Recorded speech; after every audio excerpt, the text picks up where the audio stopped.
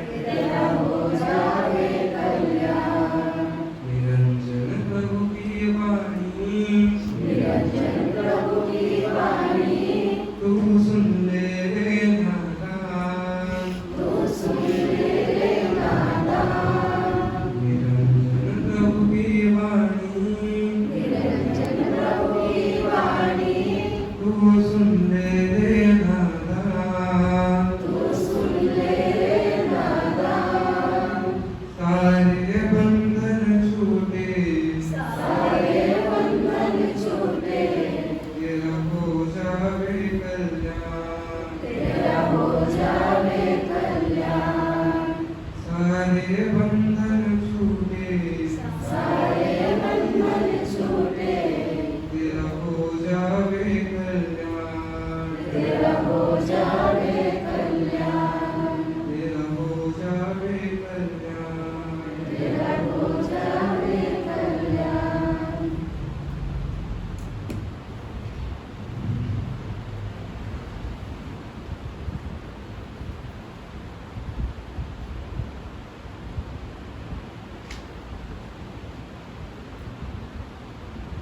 गुरु वंदना करें। गुरु ब्रह्मा गुरु विष्णु गुरु ब्रह्मा गुरु विष्णु गुरुदेवो महेश्वरा गुरुदेवो महेश्वरा गुरु साक्षात् परम ब्रह्म गुरु साक्षात् परम ब्रह्म तस्मै श्री गुरुवे नमः। तस्मै श्री गुरवे नमः। अज्ञानतिमिरान्धस्य अज्ञानतिमिरान्धस्य ज्ञानाञ्जनशलाकया ज्ञानाञ्जनशलाकया चक्षुरुन्मीलितं येन चक्षुरुन्मीलितं येन तस्मै श्री गुरुवे नमः। तस्मै श्री गुरवे नमः। असतो मा सद्गमय असतो मा सद्गमय तमसो मा ज्योतिर्गमय तमसो मा ज्योतिर्गमय मृत्योर्मामृतं गमय मृत्युर्मामृतं गमय। ॐ शान्ति शान्ति शान्ति। ॐ शान्ति शान्ति शान्ति। सभी अपने मंगल नेत्रों को खोलें। श्रोताओं के रूप में उपस्थित सभी आत्मविदों को नमस्कार।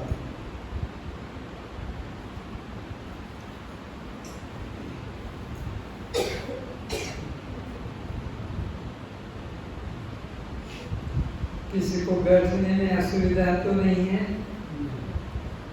अपने को ठीक कर ले अगर असुविधा दिख रहा है तो।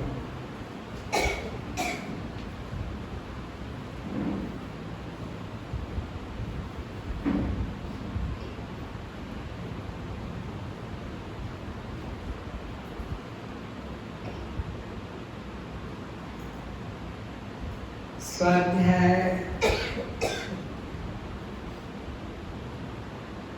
का मतलब होता है किसी राम के किसी कृष्ण के जीवन की कहानी या चरित्र या सिद्धांत। स्वाध्याय का मतलब है अपने आप का ही चिंतन, अपने आप का ही ध्यान। स्वाध्याय का मतलब स्व का अध्ययन, उसको स्वाध्याय कहते हैं। तो यह स्वाध्याय अष्टावक्र जी के द्वारा राजा जनक को कराया जा रहा है। जनक जिज्ञासु शिष्य है और अष्टावक्र जी श्रोत्रिय ब्रह्मनिष्ठ गुरु हैं।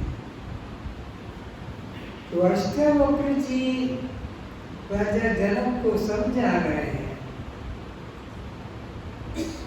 दो तरीके से। सकारात्मक और नकारात्मक। अरे राजा, तूने जान लिया है कि परमात्मा सत्य है, आत्मा सत्य है, जगत सपना है, झूठा है, तो फिर तू उसमें फंसा क्यों है? उठ के भाग क्यों नहीं जाता है? निकल क्यों नहीं जाता है? क्यों फंसा है रानी में, राजकुमारों में, राज्य में? जब तुमने जान लिया कि जगत सपना है।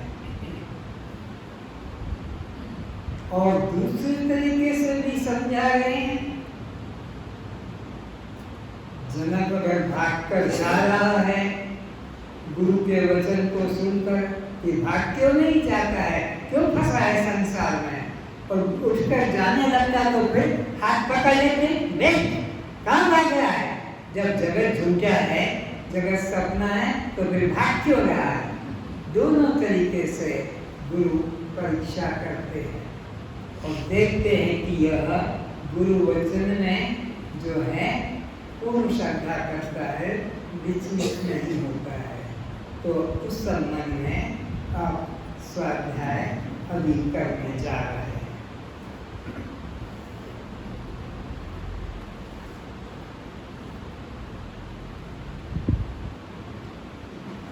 आत्म तत्व को मैं रूप में जानने वाला सांख्य योगी तो देखता हुआ, सुनता हुआ, स्पर्श करता हुआ, सूंघता हुआ, भोजन करता हुआ, गमन करते हुए, आँख खोलते मूंदते हुए, संतान उत्पन्न करते हुए भी सब इंद्रियों को अपने अपने अर्थों में बरत रही हैं। ये किसी और की चर्चा नहीं सुन रहा है, ये तुम्हारे जीवन की चर्चा भगवान श्री कृष्ण जी अर्जुन के माध्यम से सुना रहे हैं। अगर तुम सांख्य योगी हो, अगर तुम आत्मयोगी हो, आत्मनिष्ठ हो, तो आत्मनिष्ठ के लक्षण क्या है? जो भी देह इंद्रियों के कर्म होते हैं, 14 इंद्रियों के, उनसे अपने को असंग दृष्टा साक्षी जानता है। किसी इंद्रिय के शुभाशुभ कर्म को अपना कर्म नहीं मानता है। अगर तू अपने को आत्म रूप से निश्चय कर चुका है, तो तेरे जीवन में कोई प्रकार का हलन चलन विक्षेप नहीं होना चाहिए। कैसे? आत्म तत्व को मैं रूप में जानने वाला सांख्य योगी किस तरह से आत्मा को जाना है? वो अन्य है, स्वर्ग में है, बैकुंठ में है, वृंदावन में है, ऐसा नहीं, नए रूप में आत्मा को जिसने जाना है, यह वह परमात्मा, न यह कहा जाएगा न वह कहा जाएगा। परमात्मा यह और वह का जो प्रकाशक है मैं, तो जिसने परमात्मा को, आत्मा को किस रूप में जाना?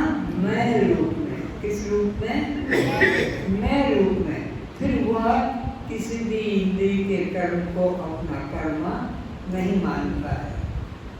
सांख्य योगी तो देखता हुआ, सुनता हुआ, स्पर्श करता हुआ, सूंघता हुआ, भोजन करता हुआ, गमन करते हुए, आँख खोलते मूंदते हुए, संतान उत्पन्न करते हुए भी सब इंद्रियां अपने अपने अर्थों में बरत रही हैं, विचरण कर रही हैं। इस प्रकार समझकर निसंदेह ऐसा माने कि मैं कुछ भी नहीं करता हूँ। 14 त्रिपुटियों का ये वर्णन है। 5 ज्ञानेंद्रियों, श्रोत्र, त्वचा, चक्षु, जिह्वा, ग्रहण, और 5 उनके कर्म हैं।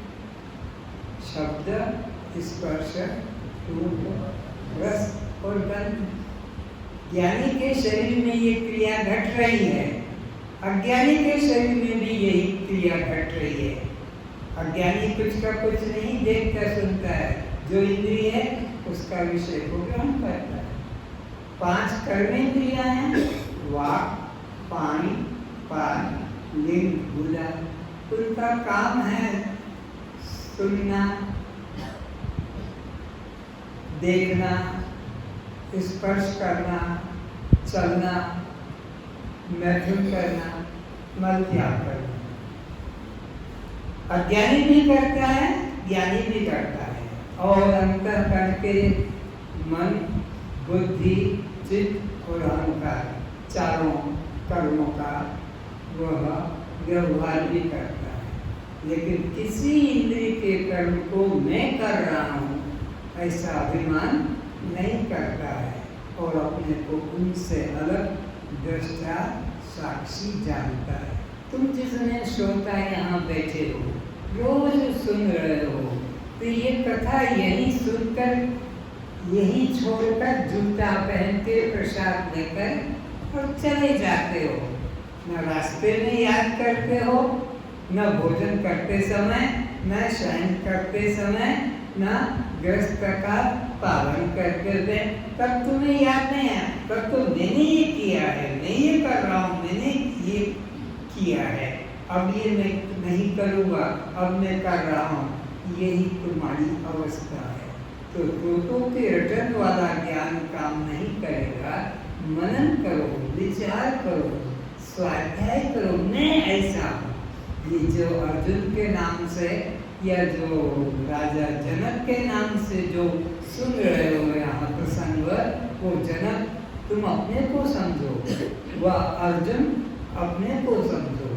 ये सब मेरे को कह रहा है, मेरे स्वरूप की ऐसी स्थिति होनी चाहिए। अगर है तो मैं यह ज्ञान का अधिकारी हूँ, और अगर मेरे जीवन में ये सब घटना नहीं घट रही है और विक्षेप कर रही है, तो फिर मैं इस ज्ञान का अधिकारी नहीं। जिस समय दृष्टा पुरुष 3 गुणों के अतिरिक्त अन्य किसी को करता नहीं देखता है। सत्संग का तरीका है बैठने का, ऐसे बैठो, नाटक मत करो ना बैठ के।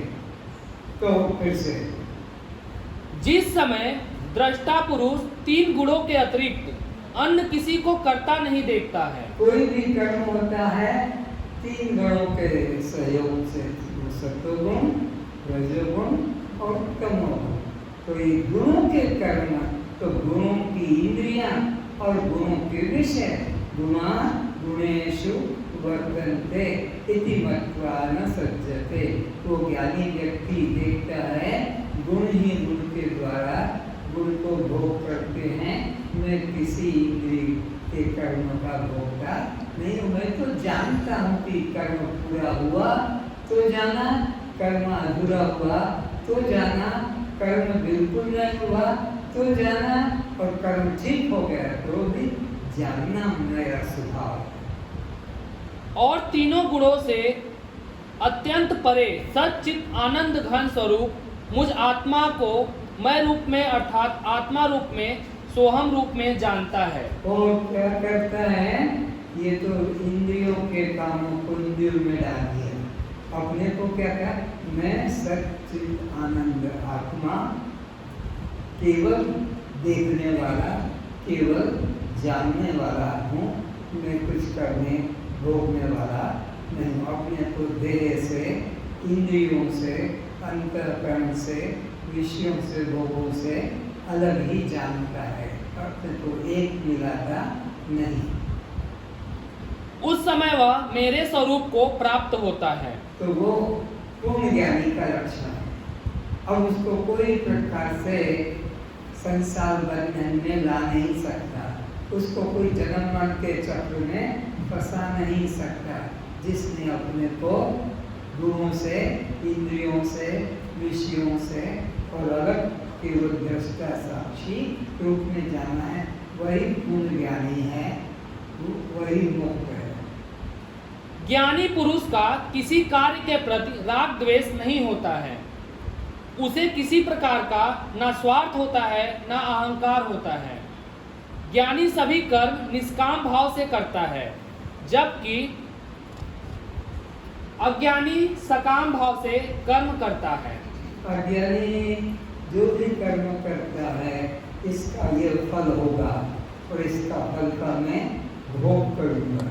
ज्ञानी के द्वारा कर्म होते हैं, लेकिन मैं कर रहा हूँ तो इसका फल मुझे भोगना होगा, ऐसा कभी विचार नहीं आता है। ज्ञानी अज्ञानी में कर्म समान होंगे, विषय उसके समान होंगे, लेकिन ज्ञानी के मन में उस कर्म के फल के प्रति भोक्ता भाव नहीं रहता है, और अज्ञानी के मन में उस कर्म के प्रति कर्ता भाव, भोक्ता भाव रहता है।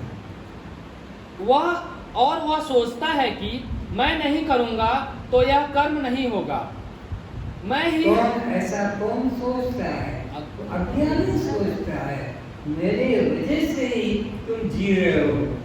घर में पत्नी को, बेटे को, नौकर को, और पिता माता को भी कह देता है, तुमको रोटी कौन खाने को दे रहा है? मेरी वजह से रोटी मिल रही है, मेरे वजह से बच्चों को कि मैं कपड़े देता हूँ, नंगे घूमते रह जाओगे, भूखे फिरोगे। इस तरह कर्म में अहंकार, गर्व भी करता है। कौन? अज्ञानी। ज्ञानी किसी कर्म में अहंकार नहीं करता है, और ज्ञानी देखता है निज कृत कर्म भोग सब रहता है, अपने अपने कर्मों का सब भोग भोगते हैं। मैं किसी को न सुख पहुंचाता हूँ, न मैं किसी को दुख पहुंचाता हूँ। इसी कारण कृतित्व अभिमानी अज्ञानी बंधन को प्राप्त होता है, जबकि ज्ञानी जीवन मुक्त रहता है। तो अज्ञानी जीवन बंधन को क्यों पाता है? कर्तापन का अहंकार है। ज्ञानी साक्षी रहता है, उसके मन में किसी अपने देह के कर्मों में या किसी अन्य के कर्मों में कर्तापन का अभिमान नहीं रहता। संसार वाही बेल सम दिन रात बोझा ढोए है, त्यागी तमाशा देखता सुख से जगे और सोए है। दृष्टांत दिया है। संसार वाही बेल सम दिन रात बोझा ढोए है, त्यागी तमाशा देखता सुख में जगे और सोए है। यानी साक्षी भाव में रहता है और आनंद में रहता है, और संसार के किसी कर्म में अपने ऊपर बोझा नहीं देता। ऐसे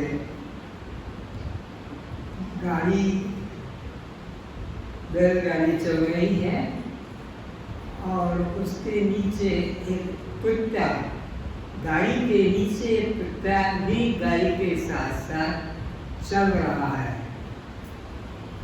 गाड़ी बैल खींच रहे हैं, गाड़ी चल रही है, कुत्ता अंदर गाड़ी के नीचे है और वो भी चल रहा है।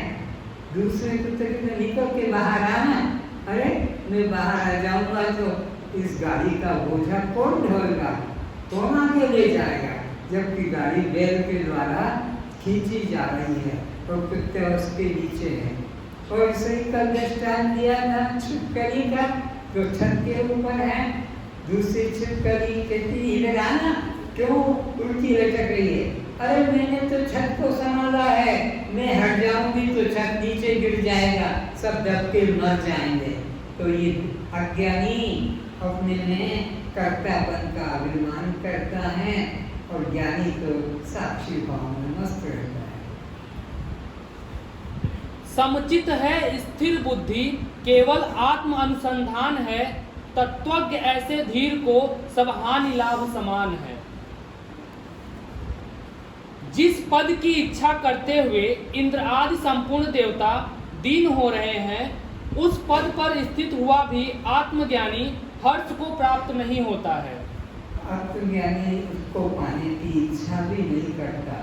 जिस पद पे इंद्र है, स्वर्ग का राजा बन के बैठा है, लेकिन ज्ञानी पुरुष उस पद को पा जाकर भी किंचित भी हर्ष को प्राप्त नहीं होता है, वह साक्षी बना रहता है।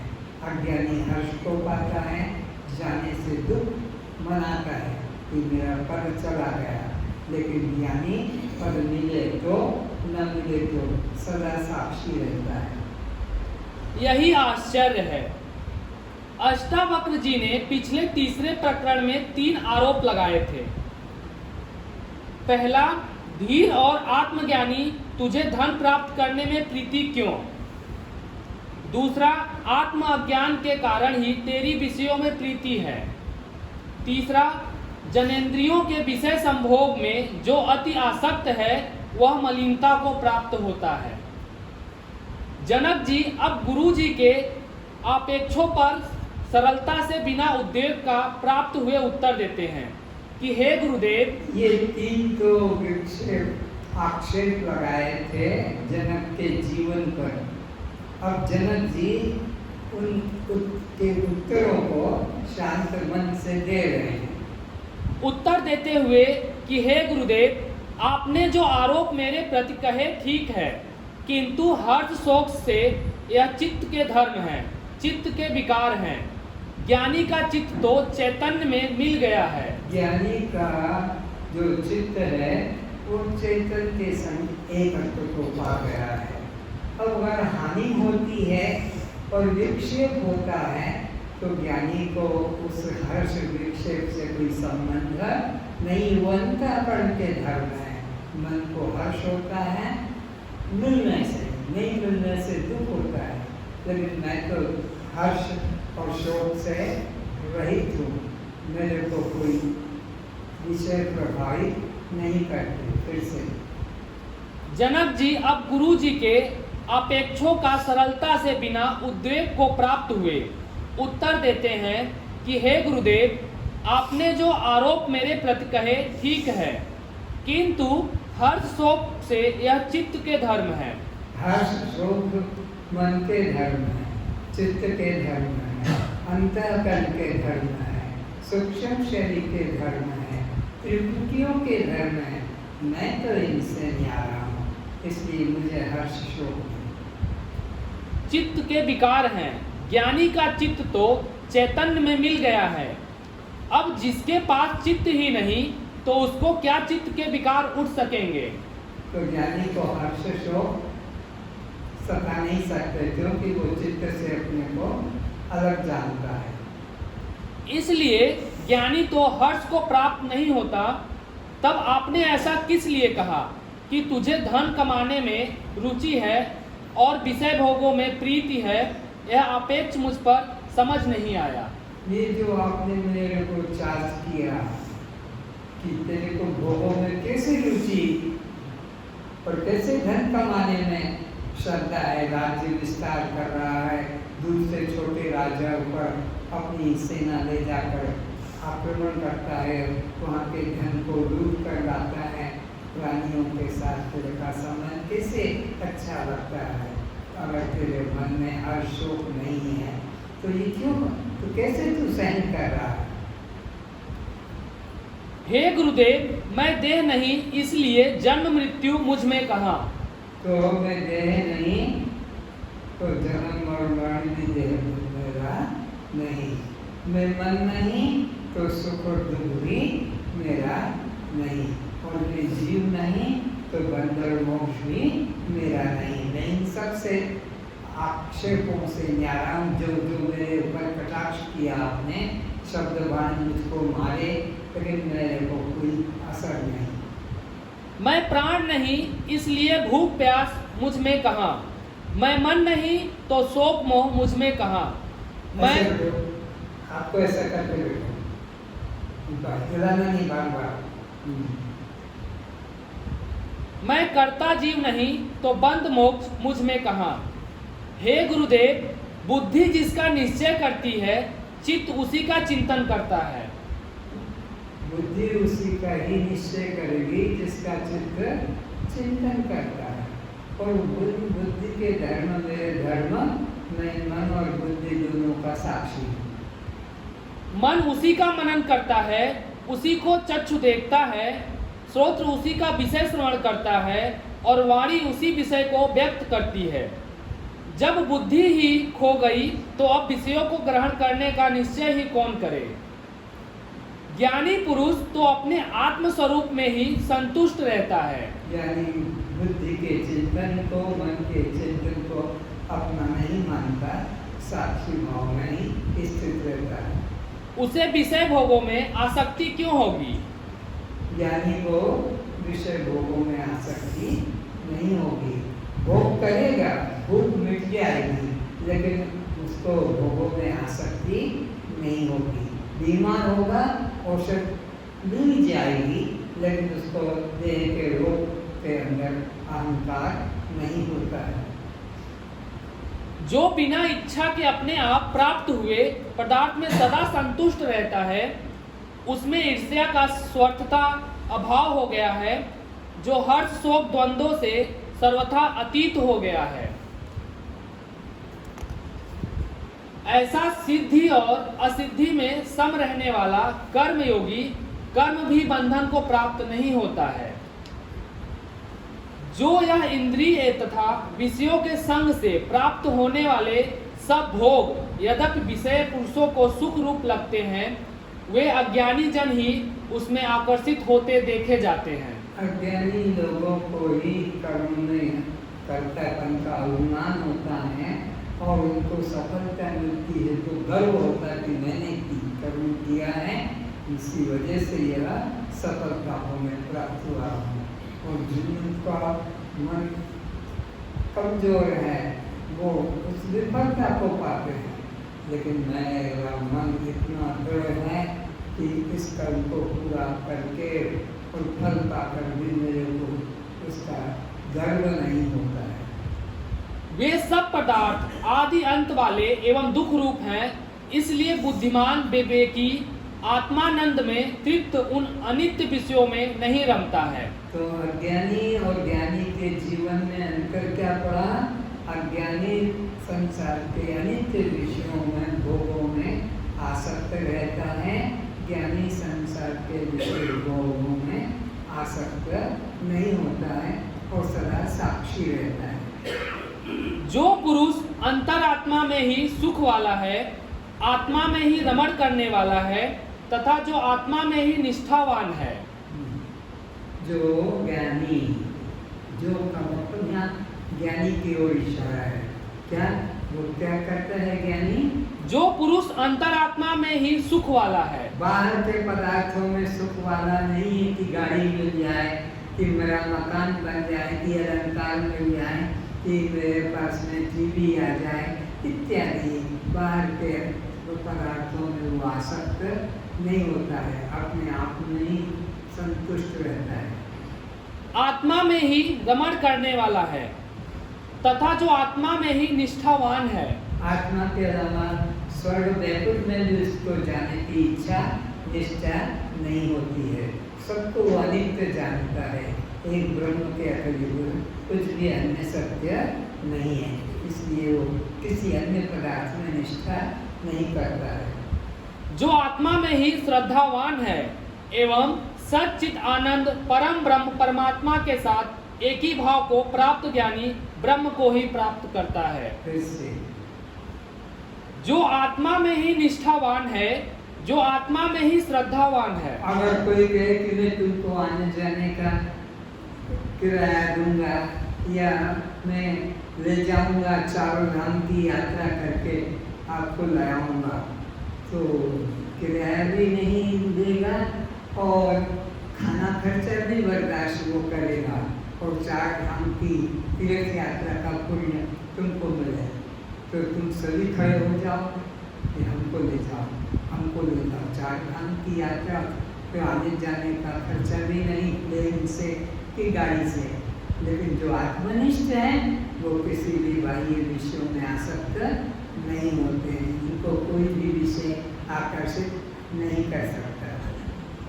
वह सच्चिदानंद परम ब्रह्म परमात्मा के साथ एक ही भाव को ही प्राप्त ज्ञानी ब्रह्म को ही प्राप्त करता है। वो तो परमात्मा के साथ एकत्र कर चुका है कि वो सच्चिदानंद आत्मा मैं हूँ। ऐसे आत्मनिष्ठ पुरुष को फिर बाहर के पदार्थ, लोक, भोग आसक्त नहीं कर सकते। वह इंद्र आदि लोक एवं स्त्री संभोग के प्रति आकर्षित कैसे हो सकेगा? वो अनित्य स्वर्ग आदि और अनित्य दुख रूप स्त्री पुरुषों के भोग के प्रति कभी आकर्षित नहीं हो सकेगा। इंद्रियों में अतीत केवल शुद्ध हुई सूक्ष्म बुद्धि द्वारा ग्रहण करने योग्य जो अखंड आनंद है, उसको जिस अवस्था में अनुभव करता है, वह जिस अवस्था में स्थित यह योगी परमात्मा के स्वरूप से कभी विचलित नहीं होता, हे गुरुदेव, वह ज्ञानी कैसे विषय भोग, धन संपत्ति तथा स्त्री सुख के लिए आसक्त हो सकेगा?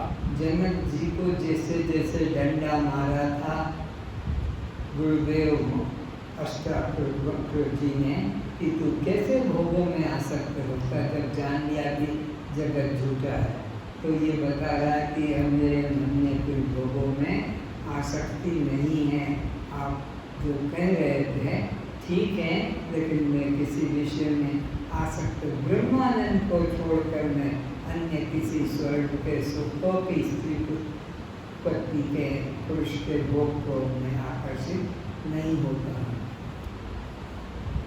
परमात्मा की प्राप्ति रूप जिस लाभ को प्राप्त होकर उससे अधिक दूसरा कुछ भी लाभ नहीं मानता, मैं तो आत्मा से बड़ी कोई वस्तु नहीं मानता। जिसने आत्मा का ज्ञान कर लिया उसको त्रिलोक्य का कोई विषय आकर्षित अपनी तरफ नहीं कर सकता, भोगों में फंसा नहीं सकता। मैं तो आत्मा से बड़ा और कोई धन, आत्मा से बड़ी कोई वस्तु, आत्मा से बड़ा कोई पद, आत्मा से बड़ा कोई लोक नहीं देखता हूँ।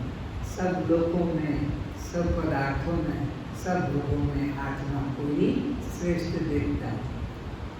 और परमात्मा प्राप्ति रूप जिस अवस्था में योगी स्थित है, वह जीवन में घटने वाले बड़े भारी दुख से भी चलायमान नहीं होते। तो जो आत्मनिष्ठ है उस ज्ञानी के जीवन में चाहे बाप मरे, कि पति मरे, कि पत्नी मरे, कि बेटा मरे, कि नौकरी छूटे, कि मकान गिर जाए भूकंप में आकर, कि बिजली कड़क कर घर को जला दे, किसी में आसक्त नहीं होता, न दुखी होता है जिसने आत्मा को अपना शुद्ध रूप जाना है।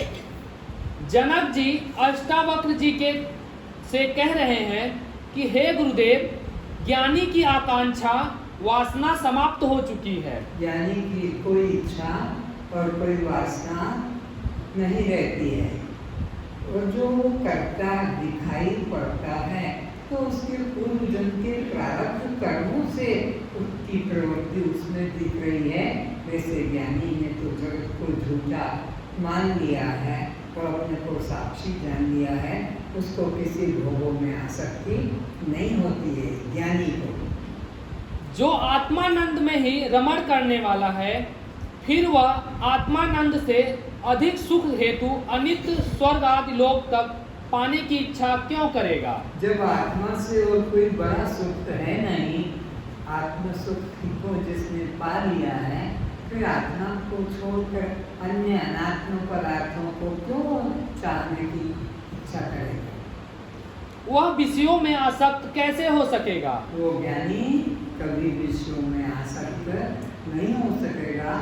आपने मुझे जो डंडा मारा है, ठीक है, मैं स्वीकार करता हूँ, लेकिन मेरे मन में विषयों के प्रति कोई आसक्ति नहीं है। वह धन संग्रह की इच्छा कैसे करेगा? वह स्त्री संभोग में कैसे उतर सकेगा? जो सदा आत्मानंद में रमण करने वाला है, ब्रह्मानंद का अनुभव करने वाला है, ज्ञानी विषयानंद में कैसे सुख मान सकेगा? जिसने ब्रह्मानंद का अनुभव कर लिया, अब उसको विषयानंद अपनी ओर आकर्षित नहीं कर सकेंगे। न तो पत्नी का सुख खींच पाएगा, न पदार्थों का भोग उसको खींच पाएगा। वह लोक सुख में आकर्षित नहीं होता है। जिसने ब्रह्मानंद का अप्रोक्ष अनुभव कर लिया कि वह मैं स्वयं हूँ और मुझसे श्रेष्ठ बड़ा और कोई है नहीं, तो इच्छा भी कैसे करेगा? अतः मुझ पर किए गए यह आपके अपेक्षों को समझ नहीं पाता हूँ। तो आपने जो मुझे डंडा मारा है, वो दोष तो मुझे दिखाई नहीं पड़ते हैं तेरे में। मेरे को समझ में नहीं आता कि आपने मेरे में ऐसे आक्षेप कैसे किए। मैं तो शुद्ध आत्मा में स्थित हूँ, आत्मानंद में ही स्थित हूँ। आत्मा से बड़ा ना कोई पदार्थ है न सुख है, ये मैं जान चुका हूँ। फिर भी आपने जो मेरे पर आरोप किया है, समझ में नहीं आता कि आपने क्या देखकर ऐसा आरोप किया है। कि आत्मनिष्ठ ज्ञानी मलिनता रूपी संसार को भी प्राप्त हो जाता है। क्या मैं आपसे जान सकता हूँ कि इतने श्रुति स्मृति वेद आदि में लिखे ऋषियों मुनियों ज्ञानियों की अप्रोक्ष अनुभूति झूठी है? क्या वेद वाक्य असत्य हैं? जबकि बृहदा उपनिषद में बताया है, जो अकाम निष्काम आत्मकाम वासना शून्य अप्राप्त काम है, आत्मा की ही मात्र कामना करते हैं, उसे प्राण अंत समय में इस लोक को छोड़ अज्ञानी व्यक्ति की तरह अन्य लोक में नहीं जाते हैं। ज्ञानी पुरुषों के प्राण अज्ञानी पुरुषों के अन्य लोकों में भोगों में योनियों में नहीं जाते हैं, क्योंकि ज्ञानी पुरुषों के मन में आत्मा से श्रेष्ठ कहीं और दूसरा पदार्थ दिखाई नहीं पड़ता। इसलिए ज्ञानी पुरुषों के प्राण यहीं लीन हो जाते हैं। अज्ञानी के प्राण अन्य लोक में अन्य भोग में अन्य योनियों में जाते हैं, क्योंकि उसने अपने अंदर पूर्णता का बोध अखंडता का बोध नहीं किया है। इसलिए उसके प्राण निकलकर जैसी मति तैसी गति अज्ञानी की होती है, लेकिन ज्ञानी की तो ब्रह्ममति होने से वो ब्रह्म में ही लीन हो जाता है। जैसे मटका को डंडा मारो तो मटके के अंदर का आकाश महाकाश में मिलने जाता नहीं है। मटके का आकाश उस महाकाश से अलग भी नहीं था, केवल घड़े की जो दीवारें थी उससे वो घट का आकाश और घट के बाहर का आकाश, दो आकाश लगते तो थे पर आकाश तो एक ही था। केवल दीवार जो थी घड़े की उसको तोड़ा तो महाकाश हो गया नहीं था, लेकिन हमें ऐसा लगता है कि इसका आकाश निकलकर अब इस आकाश में मिल गया। ये दृष्टि दोष है, वो पहले से ही अखंड था। वह यही ब्रह्म रूप में लीन हो जाता है। तो ज्ञानी यही देह भाव छूटते ही ब्रह्म में लीन हो जाता है। ब्रह्म किसी अन्य लोक में नहीं कि जहाँ जाना पड़ेगा, ऐसा नहीं। वो यहीं पर ब्रह्म के साथ घटाकाश महाकाश की तरह एकत्व को पहले से ही प्राप्त है, पर घट दीवार से अलग लगता था। ऐसे ही देह रहते रहते ज्ञानी ब्रह्म से मिला हुआ ही था, लेकिन देह के कारण अलग लगता था। देह भाव छूटा तो हम सोचते हैं कि इसकी चैतन्यता उस महान विराट चैतन्य से एक हो गई होगी, लेकिन वो पहले से ही एक है। वह उसका पुनर्जन्म नहीं होता है। किसका पुनर्जन्म नहीं होगा और किसका पुनर्जन्म होगा? जो वासना युक्त पुरुष है, वासना के अनुसार उसको पुनर्जन्म लेना पड़ेगा। लेकिन जो ज्ञानी निर्वासनिक हो गया, आत्मा से श्रेष्ठ अन्य कुछ नहीं देखता मानता चाहता, उसका पुनर्जन्म किसका? जिसने आत्मा को ही सब कुछ सर्वश्रेष्ठ माना है, उसका पुनर्जन्म नहीं। जबकि हे गुरुदेव, आप उसकी अधोगति की बात कहते हैं, आप ही बताइए कि मैं किस सिद्धांत को सत्य मानूं? तो अब आप मुझे कहते हैं कि तू अधोगति को प्राप्त होगा, तो ये बात मैं कैसे स्वीकार करूं? अधोगति को तो वो प्राप्त होता है जिसको अन्य लोग भोग पाने की वासना हो, लेकिन मेरे मन में तो किसी प्रकार के लोग भोग को पाने की वासना नहीं, तो मैं कैसे मानूंगा कि मेरे को पुनर्जन्म होगा? ये जो आपने मेरे को कटाक्ष किया, तो ये मेरे को समझ में नहीं आता कि किस दृष्टि से आपने मेरे पर यह आरोप किया। आपकी वेद शास्त्र विरुद्ध बातें या वेद शास्त्र समस्त बातें गीता निर्णय देती है। हाँ, जो शास्त्र ज्ञाता रहित मनमाना आचरण करता है वह तो ज्ञानी व्यक्ति तो मनमाना आचरण करता है वेद शास्त्र के विरुद्ध, लेकिन मेरे जीवन में तो कोई वेद शास्त्र के विरुद्ध क्रिया नहीं, फिर मैं कैसे इस बात को स्वीकार करूं कि मैं अज्ञानी हूँ या मैं अधोगति को प्राप्त करूँगा। ये मेरे ऊपर आक्षेप जो किया है, कैसे मैं समझूं? वह तो ना सिद्धि को ना परम गति को प्राप्त कर पाता है। अज्ञानी व्यक्ति वह कभी परम गति को प्राप्त बल्कि दुर्गति को प्राप्त करता है। इसलिए अपने कल्याण के इच्छुक साधकों को शास्त्र प्रमाण को ही महत्व देना चाहिए। कर्तव्य अकर्तव्य के संबंध में शास्त्र ही माननीय प्रमाण है। तो किसी गुरु का, किसी व्यक्ति का शास्त्र प्रमाण से विरुद्ध अगर उपदेश है तो उसे कभी स्वीकार नहीं करना चाहिए। शास्त्र गुरु के अनुसार ही, शास्त्र वेद शास्त्र के अनुसार ही गुरु का उपदेश को स्वीकार करना चाहिए। जो वेद शास्त्र गीता स्वीकार न करे उस सिद्धांत को कभी नहीं मानना चाहिए। गृहस्थ गुणों के मध्य में रहता है, शरीर को घर कहते हैं, गुण ही कर्म करते हैं, मैं करता नहीं हूं ऐसा बुद्धिमान समझता है।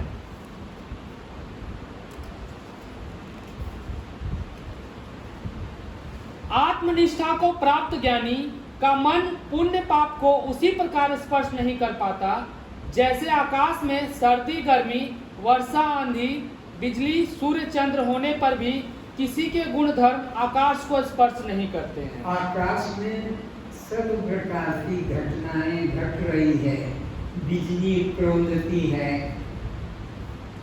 और इसी तरह गर्मी होती है, वर्षा होती है, शीत होती है, लेकिन आकाश को कुछ स्पर्श नहीं होता है। इसी प्रकार ज्ञानी के जीवन को कोई भी विषय स्पर्श नहीं करते हैं। ज्ञानी आकाश की तरह अपने को असंग जानता है। ज्ञानी को प्रकृति का प्रभाव नहीं पड़ता है, आकाश को बाहर के भूतों का प्रभाव नहीं होता है। गुण धर्म से अलग है आकाश, ऐसे ही ज्ञानी भी यह विषय और अंतःकरण के गुण धर्म से अपने को अलग जानता है। किसी भी प्रकार के कर्म बंधन रूप नहीं होते हैं। किसको? ज्ञानी को। किसी भी प्रकार के कर्म जो दिखाई पड़ते हैं वो बंधन रूप नहीं होते हैं। वो प्रारब्ध की प्रेरणा से हो रहे हैं, उसमें कर्तापन का अभिमान नहीं होता है। जिस ज्ञानी को कर्तापन का अभिमान नहीं, उसके द्वारा जो कुछ भी क्रिया तुम्हें विपरीत भी दिखाई पड़े तब भी वो बंधन को प्राप्त नहीं होता है। वो प्रारब्ध पूर्व जन्म के प्रारब्ध जैसे थे उसके अनुसार वो कर्म होता है।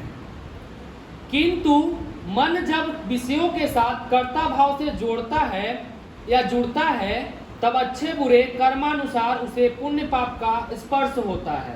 पुण्य पाप कब छूते हैं? जब तुम उस कर्म में कर्तापन का भाव करोगे। अच्छा कर्म है तो पुण्य के भागी बनोगे, क्योंकि मैंने ये दान किया है, मैंने ये तीर्थ किया है, मैंने यह ध्यान किया है, तो वो कर्तापन का अभिमान पुण्य में जोड़ेगा। और मैंने ये चोरी की है, मैंने ये विचार किया है, मैंने ये हत्या की है, मैंने अंडा खाया है, मांस मछली खाया है, मैंने शराब किया है, तो वो पाप का भागी बनता है। कर्म में अभिमान करने वाला शुभाशुभ का अभिमानी व्यक्ति ही पुण्य पाप को प्राप्त होता है। पर जिस ज्ञानी के मन में कर्म के प्रति कर्तापन का और फलों में भोक्तापन का भाव नहीं, उस ज्ञानी पुरुष के द्वारा कर्म प्रारब्ध प्रेरणा से दिखाई पड़ेगी, लेकिन वह उसमें फलित नहीं होता है। तब वही पापी पुण्यात्मा कहलाता है। पाप कर्म से नीच योनियों में एवं पुण्य कर्मों से ऊर्ध्व लोकों की प्राप्ति करता है। ज्ञान न होने तक भ्रम से वह जीव 84 लाख योनियों में भ्रमण करता रहता है। जब यही मन सत्संग गति प्राप्त कर कर्ता भाव त्याग कर मन में दृष्टा साक्षी असंग निष्क्रिय भाव से आत्म को धारण कर लेता है, तब उसे पूर्ण पाप स्पर्श नहीं करते हैं। तो जिस ज्ञानी के मन में कर्मों के प्रति कर्तृत्व भाव और फलों में भोक्तृत्व भाव नहीं होता, उस ज्ञानी को कोई भी कर्म पुण्य पाप में जोड़ नहीं सकता, वो पुण्य पाप का भागी नहीं बनता। पुण्य पाप का भागी वह बनता है जिस अज्ञानी के मन में कर्मों में कर्तृत्व भाव और फलों में भोक्तृत्व भाव रहता है। तो ज्ञानी दोनों भावों से अलग होता है, क्योंकि यह मन व उनके कर्मों का साक्षी होकर रहता है। ये ज्ञानी क्या करता है? कर्म और उसके जो फल है उसका साक्षी बनकर रहता है, बल्कि भोक्ता बनकर और कर्ता बनकर अज्ञानी की तरह नहीं रहता है। श्री कृष्ण अर्जुन को भी यह साधना बताते हैं। जिस पुरुष के मन में करता हूँ, मैं करता हूँ ऐसा भाव नहीं है, तथा जिसकी बुद्धि सांसारिक पदार्थों में और कर्मों के फलों में लिपायमान नहीं होती। ये ज्ञानी के लक्षण, ये ज्ञानी के लक्षण तुम अपने में घटाओ कि जैसा कहा है मेरा जीवन उसी तरह चल रहा है तो मैं ज्ञानी हूँ, और उससे विपरीत मेरा जीवन है तो मैं महान अज्ञानी हूँ। कैसे? जिस पुरुष के मन में मैं करता हूँ ऐसा भाव नहीं है, ऐसा भाव नहीं है तो तुम ज्ञानी हो। आगे, तथा जिसकी बुद्धि सांसारिक पदार्थों में और कर्मों के फलों में लिपायमान नहीं होती। और जिसकी बुद्धि संसार के कर्मों में और फलों में भोगों में बुद्धि आसक्त नहीं होता है, वह पुरुष इन सब लोगों को मार कर भी वास्तव में नहीं मरता है। तो उस ज्ञानी पुरुष के द्वारा कैसे भी कर्म हो जाए, वैसे वो करता है ही नहीं, लेकिन प्रारब्ध के प्रेरणा से उससे कोई भोग हो जाए, कोई मृत्यु हो जाए, सब लोग सबको एक दृष्टांत दे दिया, लेकिन इससे किसी की हत्या हो जाए या भोग हो जाए तब वो बंधन को प्राप्त होता नहीं है और न पाप को प्राप्त होता है। जो पुरुष सब कर्मों को परमात्मा में अर्पण करके और आसक्ति का त्याग कर कर्म करता है, वह पुरुष जल में कमल के पत्ते की भांति पाप से लिप्त नहीं होता है। जैसे कमल का पत्र होता है, जल में है, उस पत्र के ऊपर जल गिर जाए तो वो इधर उधर गुड़कता है, लेकिन उस पत्र को छूता नहीं है। पत्र जल में है।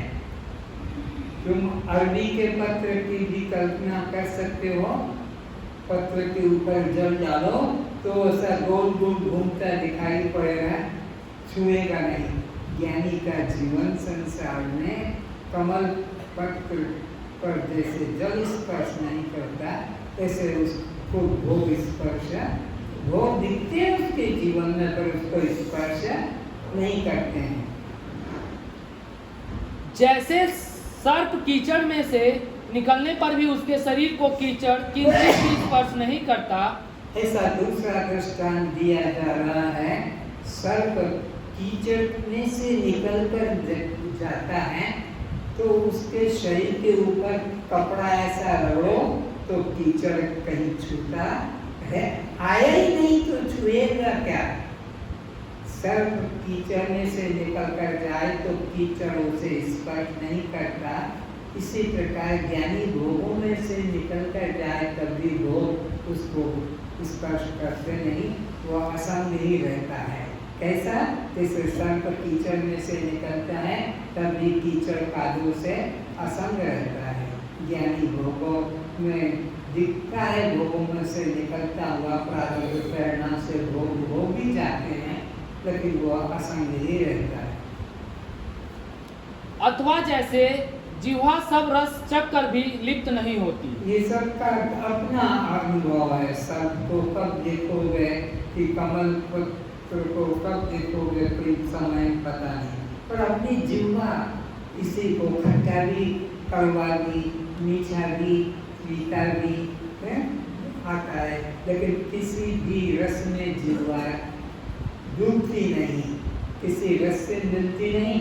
तो अब तो खट्टा खा लिया है तो मीठा नहीं लगेगा, या मीठा खा लिया तो कड़वाई संग संग पता लग जाता है। वो सब रस को ग्रहण भी करती है और किसी रस से मिलती भी असंग ही रहती है। ज्ञानी के द्वारा सब कर्म होते भी हैं जैसे अज्ञानी के द्वारा, लेकिन अज्ञानी तो बंधन को पाता है, ज्ञानी बंधन को पाता नहीं। तुलसी जग में जो रहो, ज्यों जिह्वा मुख माहि, घी बहुत भक्षण करे तो भी चिकनी नाहि। घी तेल कितना खाते हो, मक्खन कितना खाते हो, चिकने पदार्थ जीवा से, लेकिन जीव किसी भी घी में कि तेल में कि उसमें आसक्त होती नहीं। कपड़ा लगाओ तो ना घी आएगा, न तेल आएगा, न मक्खन आएगा, असंग रहती है। ज्ञानी का जीवन असंग है। आत्मनिष्ठ ज्ञानी कर्तापन के अभिमान को मन से त्याग कर साक्षी भाव में स्थित इन 9 द्वार वाले देह मंदिर में आनंद पूर्वक सच्चित आनंद परमात्मा के स्वरूप में स्थित रहता है। महत्वपूर्ण विषय है। इस वाक्य को फिर सुनो कि ज्ञानी का जीवन कैसा होता है। जीवा का दृष्टांत दे दिया, कमल पत्र का दृष्टांत दे दिया, और अब ये दृष्टांत देते हैं कि ज्ञानी का जीवन कैसा होता है। आत्मनिष्ठ ज्ञानी कर्तापन के अभिमान को मन से त्याग कर, उसने क्या किया, मैं कर रहा हूँ ये भाव मन में नहीं आता है। मैं कर रहा हूँ क्योंकि आत्मा असंग है। कर्तापन ये हाथ का धर्म है। ज्ञानी जानता है कि मैं हाथ नहीं, चलना पैर का धर्म है, पर मैं चलता नहीं। और बोलना वाणी का धर्म है, मैं बोलता नहीं। ज्ञानी अपने को इंद्रियों के कर्म से अलग जानता है, इसलिए कर्तापन का अहंकार ज्ञानी नहीं करता है। त्याग कर साक्षी भाव में स्थित इस 9 द्वार वाले देह मंदिर में आनंद पूर्वक सच्चिदानंद परमात्मा के स्वरूप में स्थित रहता है। ये हमारा जो शरीर है 9 पुर वाला है। 2 आँख, 2 नाक, 1 मुख, 2 कान और नीचे के 2 9 पुर वाला। इसमें रहते हुए भी वह असंग ही रहता है। फिर से इस 9 द्वार वाले देह मंदिर में आनंद पूर्वक सच्चिदानंद परमात्मा के स्वरूप में देह मंदिर, देह को मंदिर और आत्मा को क्या सच्चिदानंद रूप अनुभव करता है। 9 द्वार वाले इस देह मंदिर में सच्चिदानंद परमात्मा का अनुभव करता है। इसी मंदिर में किसी तीर्थ में कि स्वर्ग वैकुंठ में जाने की इच्छा नहीं होती है। हे गुरुदेव, अंतःकरण के धर्म पुण्य पाप को जो अपना मानते हैं उन्हें ही वह पुण्य पाप लगता है। जो अंतःकरण के धर्म को मन के, बुद्धि के, चित्त के और अहंकार के धर्म को अपना मानता है, मैंने ऐसा सोचा, मैंने ऐसा निश्चय किया, मैंने ऐसा चिंतन किया, मैंने ऐसा अभिमान किया, उसी को ही पुण्य पाप लगता है। और जो अंतःकरण के धर्म को, ये मन के धर्म, ये बुद्धि के धर्म, ये चित्त के धर्म, ये अहंकार के धर्म, मेरे धर्म, ये दृश्य अंतःकरण के धर्म है, ऐसा जिसने सोचा है तो सब बंधनों से मुक्त रहता है, उसे कोई कर्म बांधता नहीं। किंतु जिस ज्ञानी ने अपने को दृष्टा साक्षी आत्मा रूप पहचान लिया, किस रूप में पहचानता है? ज्ञानी अपने को किस रूप में पहचानता है? मैं करता हूँ, मैं भोगता हूँ ना, मैं असंग हूँ, दृष्टा साक्षी आत्मा, ये भाव लगता है। उससे ना कर्म होंगे ना उसे पुण्य पाप स्पर्श हो सकेगा। उसको कर्म का करता ही नहीं बनेगा तो पुण्य और पाप तो उसे होता है जो कर्म का, शुभ कर्म का करता है तो पुण्य का, और अशुभ कर्म करता है तो पाप का, तो भोक्ता बनता है। ज्ञानी के लिए कर्म ही नहीं, करता ही नहीं, इसलिए वो भोक्ता भी नहीं। क्योंकि आत्मा निष्क्रिय है। एक दृष्टांत सुनिए। एक पंडित किसी ग्राम को जा रहे थे, किंतु रास्ते में एक वृक्ष के नीचे छाया में विश्राम करने लेट गए थे। वह वृक्ष एक किसान के खेत में था। किसान की पत्नी प्रतिदिन दोपहर भोजन लेकर आती थी। इधर यह किसान ठीक सिर पर सूर्य को देख करीब 12 बजे स्नान कर तैयार होता था कि उधर पत्नी भोजन लेकर उपस्थित हो जाती थी। एक दिन पत्नी को आने में देर हो गई, घर पर कुछ अतिथियों को सत्कार सेवा करने में। इधर इस किसान को भूख सताने लगी, तो यह वृक्ष पर चढ़कर देखने लगा कि कितनी दूर पर मेरी स्त्री है। कुछ समय बाद दूर से पत्नी आते दिखाई पड़ी और किसान ने उसे जोर से गाली देना शुरू किया कि अरे कहाँ मर गई थी, अरे तेरा कसम मरे। अरे राण तू अभी तक कहाँ थी? राण कहने से भी वो गाली पति पे लगेगी, क्योंकि पति तो है। तेरा पति मर जाए तो वो भी उसी पुरुष के ऊपर गाली लगेगी। तो गाली दे रहा है स्त्री को देखकर, और क्या गाली दे रहा है वो सुनो। अरे तेरे घर में आग लगे, तू नपूती हो जा, तेरे नपूती हो जा, तेरे बेटे मर जाए, तेरे घर में आग लग जाए, तो सब संबंध गालियों के पति के साथ ही लग रहे हैं। गाली दे रही है वो अपने पत्नी को। तेरे धनी के मुख में पेशाब करूं, यह पंडित जी सुन रहे थे। तो उन्होंने पूछा, किसान भाई इतने गुस्से में किसको गाली दे रहा है? तो कहा, और उस जो सो रहा था उसी पे गाली उतरेगी कि जो साला सुन रहा है उसी को गाली लगेगी। तो वो सोचा ये तो मैं ही सुन रहा हूँ। किसे गाली दे रहा है? तो कहा, इस राण को गाली दे रहा हूँ। तब पंडित जी ने पूछा, ये क्या तेरी नौकरानी है? तो किसान ने कहा, वो दारी राण मेरी औरत है। वो दारी राण और मेरी औरत है, और राण और औरत जो बना रहा है। तब पंडित जी ने उस सब गालियों का विचार किया कि यह गालियां तो इस किसान को ही लग रही हैं। तब पंडित ने किसान से पूछा, अरे क्या तू जानता नहीं है कि यह सब तेरी गालियां किसको लग रही हैं? किसान ने कहा, मैं क्या जानूं, जो साला इस गालियों का अर्थ जानता है उसे यह गाली लगे। जो साला गाली को अर्थ जाने। पंडित चुपचाप वहां से चल दिया। इस दृष्टांत से यही जानना है कि जो पुण्य पाप की भावना करता है उस अज्ञानियों को पुण्य पाप लगता है।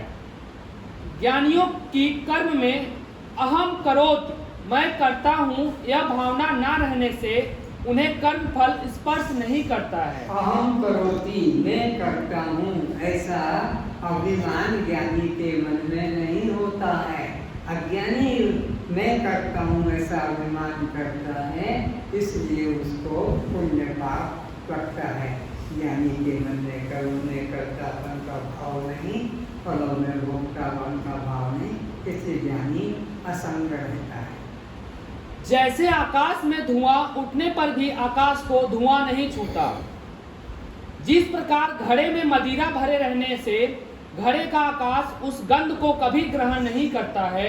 घड़े के अंदर तुम शराब भर दो कि घड़े के अंदर तुम मूत्र भर दो, वह उसके धर्म को स्पर्श नहीं करता है, घड़ा असंग रहता है। ऐसे ही ज्ञानी के जीवन में न पुण्य कभी स्पर्श होता है न पाप स्पर्श होता है। क्रिया दिखाई पड़ेगी पुण्य की और पाप के भी ज्ञानी को पुण्य पाप स्पर्श कर उसके पुण्य करता का भाव नहीं होता है। वैसे ही देह उपाधि के धर्म कर्म को भी आत्मा ग्रहण नहीं करती है, अर्थात मैं आत्मा देह संघात व उसके कर्म एवं भोग से सर्वदा असंग हूँ। आत्मा कर्म करते हुए भोग करते हुए भी असंग ही रहता है। ज्ञानी पुरुष कर्म करते हुए फल भोगते हुए भी असंग रहता है, क्योंकि ज्ञानी आत्म भाव में दृढ़ हो चुका है, जीव भाव से मुक्त हो चुका है। जीव भी करता का अभिमान करता है और जीव भी फल का भोक्ता होकर 84 लाख योनि में जीव ही भटकता है। आत्मा तो अखंड हरि व्यापक सर्वत्र, उसलिए उसको आना जाना पड़ता नहीं। अज्ञानी देह अभिमानी को ही 84 में भटकना पड़ता है। जिस ज्ञानी ने इस संपूर्ण जगत को आत्मा रूप में, मैं रूप में जान लिया है, उस ज्ञानी को अपनी इच्छा से कर्म करने को कौन रोक सकता है? अब ज्ञानी के जीवन के ऊपर बता रहे हैं कि जिसने जान लिया है कि इस जगत सब सपना है, कि झूठा है, वो अगर कुछ करता है तो ज्ञानी को कर्म करने से कोई रोक नहीं सकता है, उसी का मन ही है। फिर से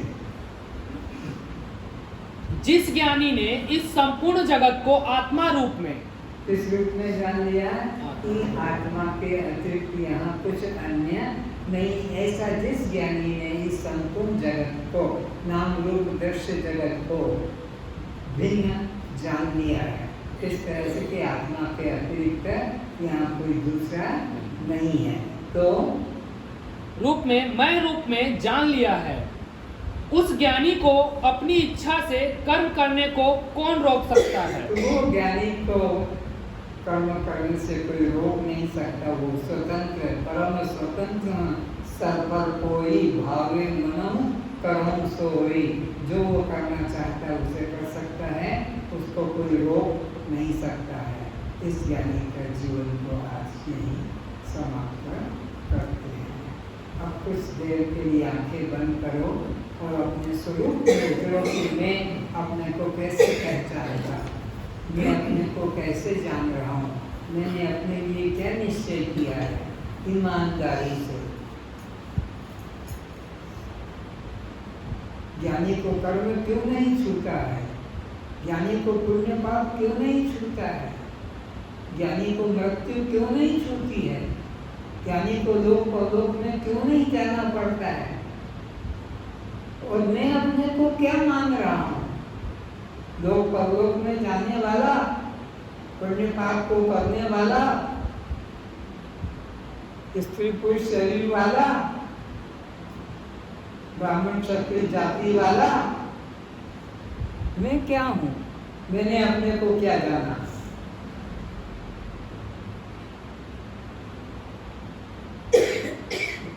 क्या 84 में भटकने वाला हूँ,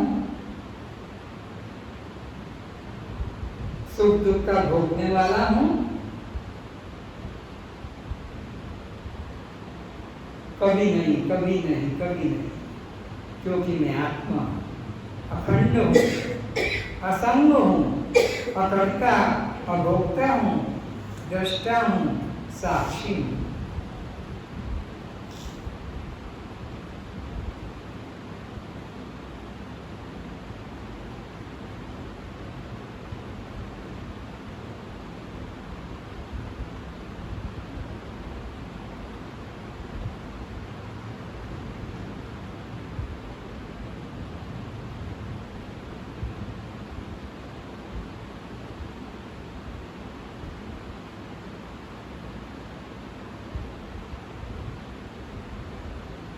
अच्छी तरह से विचार करो, जल्दी जल्दी भागने में मत लगो। मैं क्या हूँ, कब दुख होता है मुझको और कब मैं दुख से मुक्त होता हूँ। जब जब देह को मैं मानता हूँ, मानती हूँ, तभी दुख सताता है, और जब मैं कर्म में अपने को करता नहीं देखता तो सुख दुख भी मुझे नहीं छूते।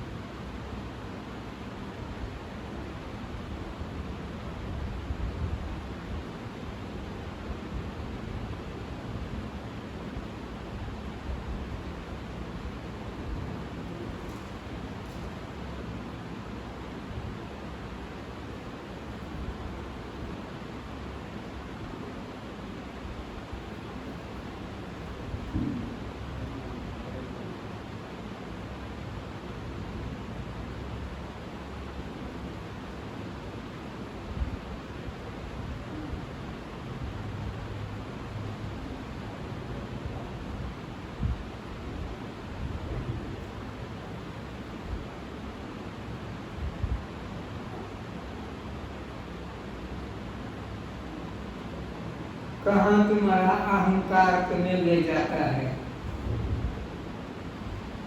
किस क्रिया में तुम अपने को जोड़ते हो, वही तुम्हारे दुख सुख का कारण है।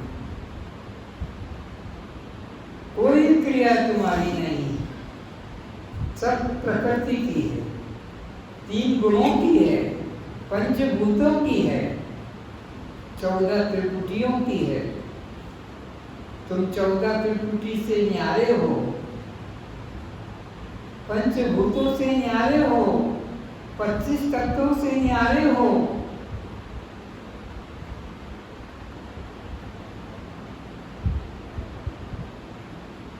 असंग हो।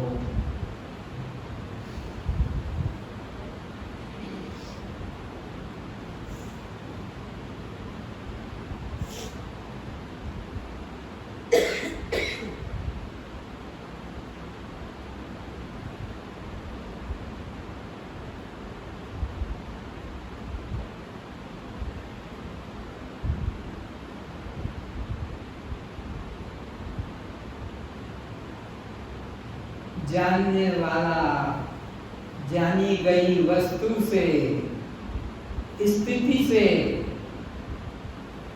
असंग रहता है। भूख प्यास को जानने वाला भूख प्यास से असंग है।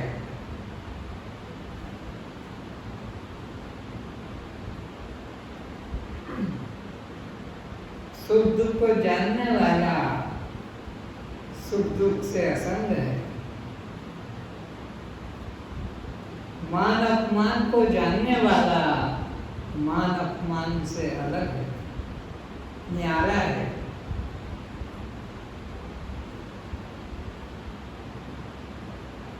जो न्यारा है, जो असंग है, जो दृष्टा है, जो साक्षी है, उसे कर्म नहीं बांधते।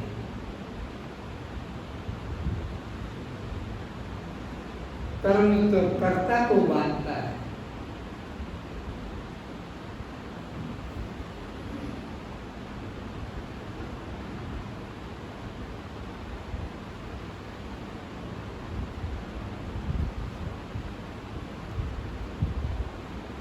जो मेरा है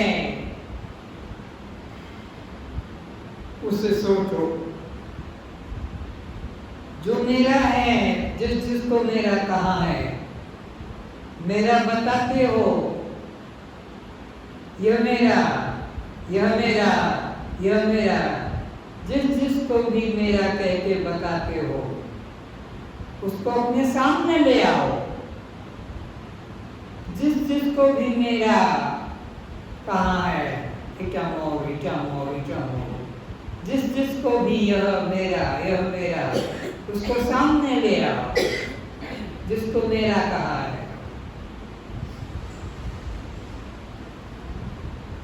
ले आओ। कोई भी पदार्थ क्यों ना हो, ले आओ।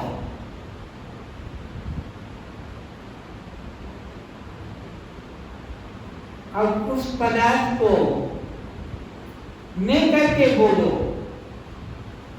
जिसको मेरा करके संग्रह किया, ये दुकान लगा दी है तुमने, उस पदार्थ पर मेरा का बोर्ड लगा दिया है। मकान मेरा,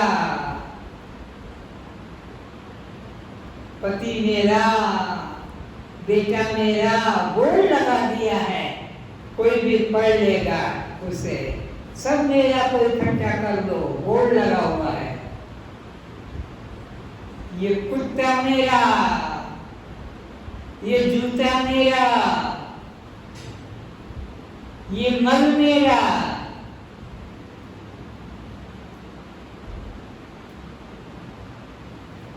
ये कपड़ा मेरा, ये सूट मेरा, ये मेरी साड़ी। जिसको भी मेरा कहा बोर्ड लगा रखा है। अब उस पदार्थ के पास जाओ जिसको मेरा कह के लगाया, और उसको कहो कि यह मेरा। जूता में, कुत्ता में, मेरा कहाँ है उसको मैं करके बोलो। ये मन में मेरा मेरा की दुकान लगी है, सब पर लिखा है मेरा मेरा मेरा। अब उसी पदार्थ को छू कर कहो यह मैं हूँ, यह मैं हूँ, यह खोजो और बोलो, खोजो और बोलो। बोल नहीं पाओगे, कैसे कहोगे मैं कुत्ता? कुत्ता मेरा तो कहना आसान है, पर मैं कुत्ता तो जो मेरा है वो मैं नहीं। जूता मेरा ये कहना तो आसान है, पर कैसे उसको मैं करके बोलोगे कि मैं जूता, मैं हगा। रक्त मेरा पर मैं रक्त नहीं कह सकोगे। बाल मेरे पर मैं बाल नहीं कह सकूंगा, मैं बाल हूं।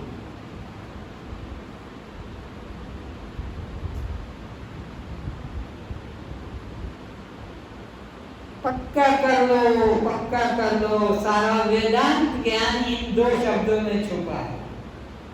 जो मेरा है वो मैं नहीं हो सकता, बात खत्म। और कुछ पढ़ने लिखने की जरूरत नहीं, सब अहंकार खत्म, सब अहंकार मेरे में जुड़े हैं, और जबकि मैं वो कभी हो नहीं सकता।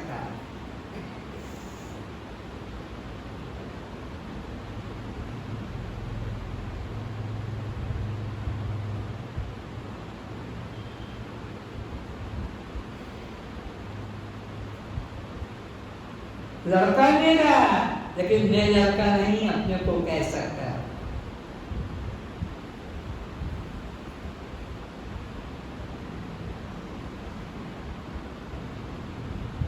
पति मेरा, पर मैं अपने को पति नहीं कह सकता। क्यों? नियम है, जो मेरा है वो मैं कभी नहीं हो सकता। जो मेरा है मैं उससे सदा न्यारा हूं, जो मैं हूं मैं सदा उससे न्यारा हूं, मेरा से मैं सदा न्यारा हूं। जो भी मेरा है मैं उससे सदा न्यारा हूं। अच्छी से अच्छी चीज हो कि बुरी से बुरी चीज हो, जिसको तुमने मेरा कहा वह तुम कभी नहीं हो सकते। तो दुख तो कभी होता है, जिसको मेरा कहा है उसी से दुख होता है।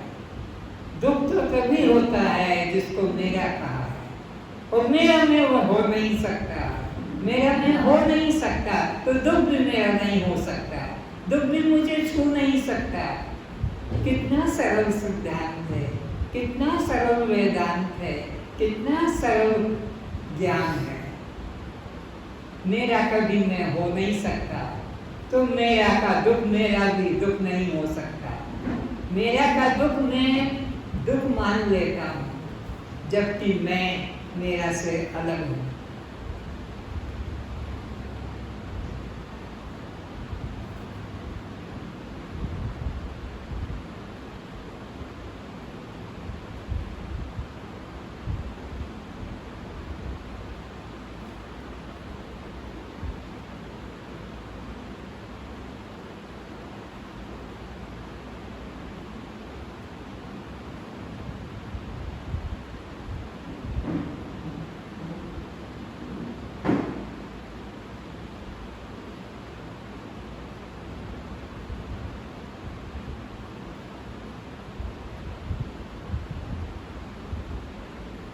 दुख तुम में है नहीं, तुम दुख से न्यारे हो।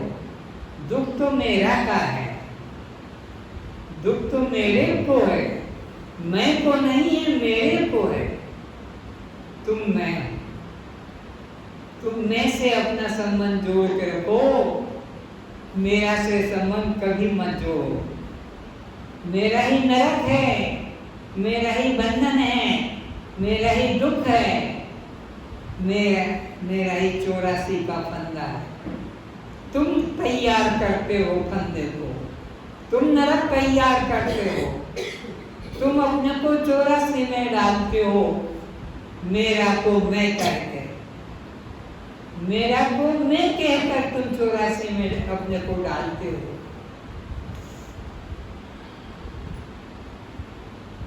इस गणित को पक्का करो, इस वेदांत ज्ञान को पक्का कर लो, तो ज्ञान सब छूट जाएंगे, चिंता ही नहीं रहेगी वो ज्ञान की। बस ये ज्ञान पक्का कर लो कि जो मेरा है वो मैं कभी हो नहीं सकता, और दुख में को कभी हो नहीं सकता, दुख में को कभी हो नहीं सकता। अंधी बनोगे नहीं तो। सत्संग में बैठ के लोगों को देखने के लिए आए हो कि अपने पापों को देखो?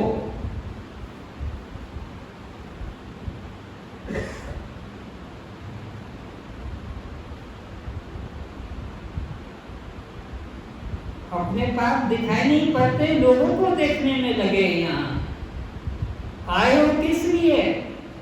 लोगों के पापों को देखने को। ले जाओ उनको तुम अपने साथ। अपने को पक्का करो कि जो जो मेरा मैंने कहा है, जिस जिसको मैंने मेरा कहा है, वह मैं कभी नहीं हो सकता। जब मैं वह कभी नहीं हो सकता जिसको मेरा कहा, तो उसका दुख मेरा दुख कैसे हो सकता है? जिस जिसको मेरा कहा वह मैं हो नहीं सकता, तो उसका दुख मेरा कैसे हो सकता है? मैं उससे सदा न्यारा।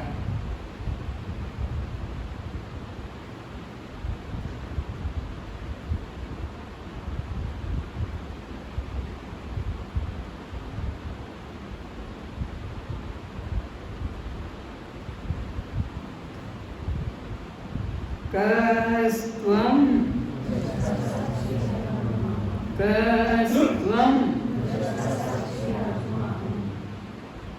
ये मुर्दों का गाँव भजन निकालो। पुस्तक इधर है, पुस्तक देना भजन की।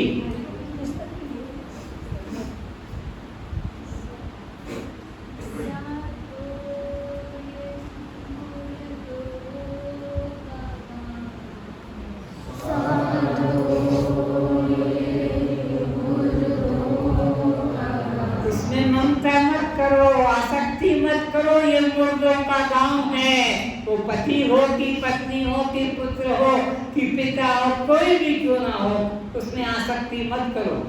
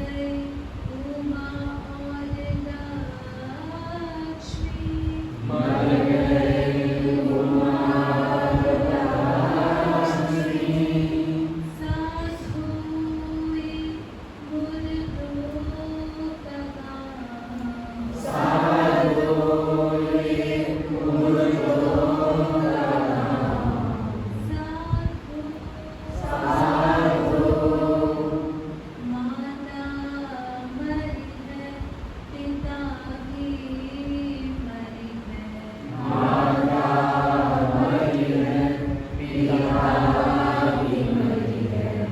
मरी है दादा और दादी।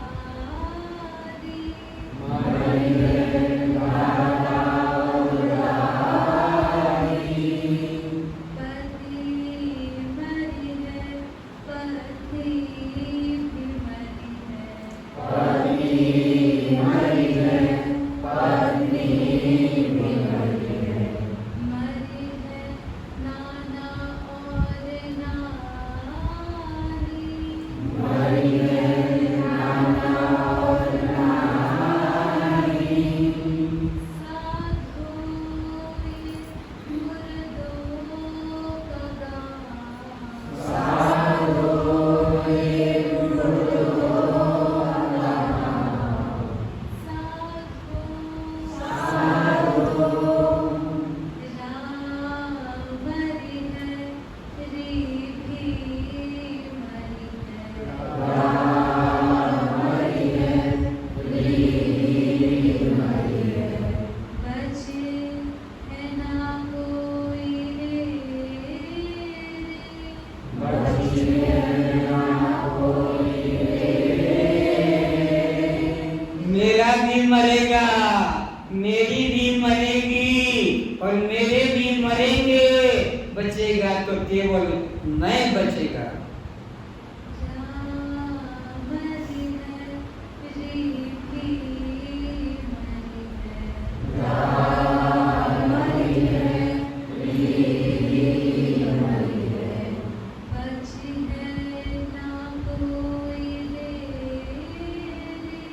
बची है ना कोई रे। एक मैं ही अमर आत्मा हूँ। एक मैं ही अमर आत्मा हूँ। एक मैं ही अमर आत्मा हूँ। एक मैं ही अमर आत्मा हूँ। दूजा झूठा संसारा। दूजा झूठा संसार। साधु ये मुर्दों का गाँव। साधु ये मुर्दों का गाँव। साधु कस्त्वं। बस ये एक बचेगा, बस यही बचेगा, बाकी सब मरेंगे, सब मरेंगे। मेरा भी मरेगा, मेरी भी मरेंगे, मेरे भी मरेंगे। एक बचेगा केवल मैं। कस्त्वं। आज